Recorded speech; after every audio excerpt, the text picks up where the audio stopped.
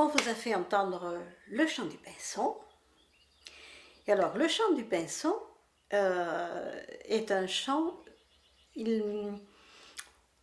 La phrase musicale démarre très vite. Hein, il fait une roulade, il fait une... Et ça s'arrête net.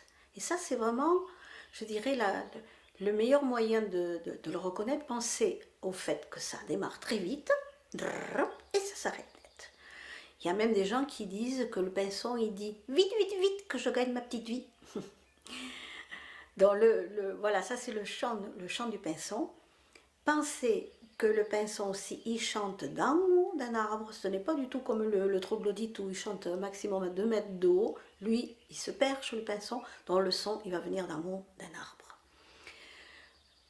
Le pinson, on l'entend partout, parce que c'est un oiseau qui se plaît partout. On le trouve dans tous les milieux, que ce soit les forêts de montagne, que ce soit au bord de la mer, que ce soit en pleine ville, que ce soit les parcs, les jardins, partout où il y a des arbres, il y a des pinsons.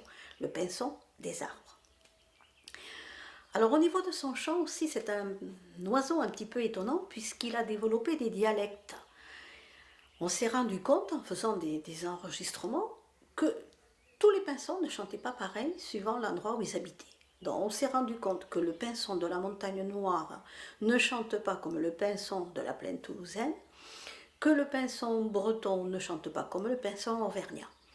Alors bien sûr la phrase musicale elle est la même, la structure, mais il y a des variations de notes qui s'ajoutent, des variations au niveau du chant. Voilà, donc ça c'est une particularité du pinson. Donc le pinson est voilà, comme tous les oiseaux au printemps, c'est là on chante pour marquer le territoire parce qu'il faut élever les petits, on chante pour chercher une femelle, pour s'accoupler, pour se reproduire. Le couple va construire un très joli nid. Les nids de pinson font partie de ce qu'on appelle des nids remarquables parce que c'est un nid qui est très soigné.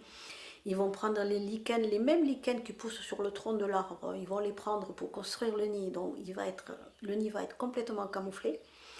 Ils vont le fabriquer bien sûr avec des brindilles, avec de la laine, avec des bouts de laine, avec des plumes qu'ils vont parfois chercher dans les poulaillers. Ça va être très, très, très délicat, très bien construit. Et si le nid n'est pas abîmé par les rigueurs de l'hiver, eh bien, il va être rafistolé au printemps suivant et il va être utilisé encore une autre fois. Alors notre pinson, lui, il se nourrit, comme je dirais, comme beaucoup d'oiseaux, dont ils vont être insectivores au moment de la reproduction. Ils vont manger des pucerons, des araignées, des chenilles, beaucoup d'insectes. Et après, dans le courant de l'année, il va transformer un petit peu son régime alimentaire et là il va manger beaucoup de graines. Et là souvent vous allez le voir au niveau du sol, parfois vous voyez le petit pinson qui sautille sur le chemin, sur l'allée, dans votre potager, et là il va aller à la recherche de graines. D'ailleurs, on voit à l'automne, à partir du mois d'octobre, vous pouvez voir des grandes bandes d'oiseaux qui se posent dans les champs à la recherche de nourriture, à la recherche de graines. Et à ces bandes dont il va y avoir des pinsons, mais il va y avoir aussi dans ces grandes bandes d'oiseaux, il y a des verdiers, il y a des mésanges charbonnières, il y a des chardonnerets. Et ensemble, donc, ils vont parcourir les champs à la recherche de graines. Notre pinson des arbres a un copain qu'on appelle le pinson du Nord, mais ils ne vivent pas, ensemble. Le pinson du Nord, il vit dans le nord de l'Europe, mais par contre, nous pouvons le voir ici, chez nous, dans le sud de la France, nous pouvons le voir l'hiver, si toutefois il fait très froid dans le nord de l'Europe.